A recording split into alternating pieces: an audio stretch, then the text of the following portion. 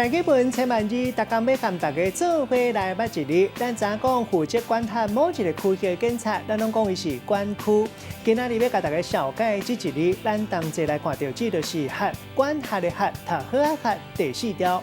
古早台语字典解说辖的意思，就是车的声或者是车轮声。混化来讲，就有支配、掌管的意思，咱讲是管辖。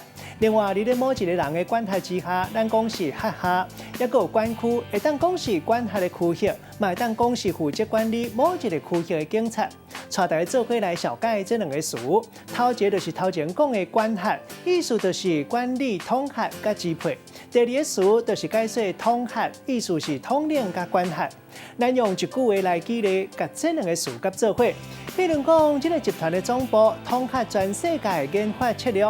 若是各个市场的行销方案，都会交予在地分公司来管辖，分工分甲真有路。今仔日小解这一日读做辖，提供予观众朋友来参考。